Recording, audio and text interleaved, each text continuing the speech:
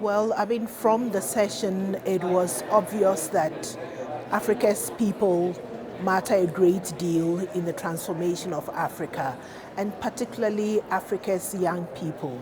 We know that Africa has a youthful population, but that is only going to be beneficial if this youthful population is harnessed properly into useful human capital.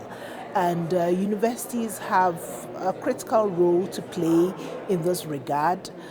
We are the forefront of education, and it is important that we work together with significant partners, including governments, including industry, including policy think tanks, to ensure that we are providing the right kind of training for our students. We need to develop, the critical thinking skills of these young people.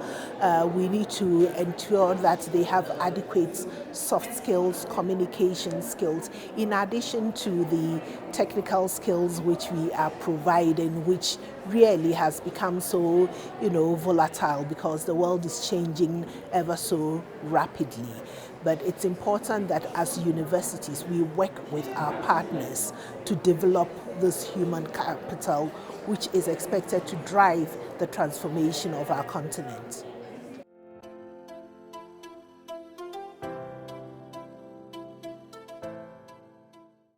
Governance is critical across a board, and I was excited that the presentations we had were based on data, and that is something that we also need to continue to do as university teachers, researchers, and so on. We need to present the data. We need to present the data to our students. We need to present the data to governments. We need to present the data to our partners. And so whatever analysis or conclusions that we are drawing should be based on the data. And we really do have a moral obligation that we train ourselves. First of all, we become model for our students, that it is important, ethics are important. It's important not only to build the intellectual ability, but also to bring these students up ethically. It is our moral responsibility as universities.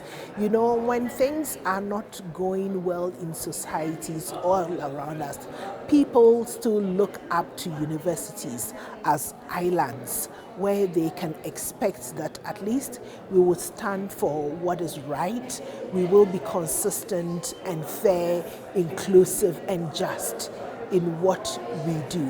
And I think that when we do that, when we model that, it's not just about going to classroom and teaching ethics as a subject. We also need to model that. We need to show that in our governance system, being inclusive, bringing the students on board, co-creating knowledge with them.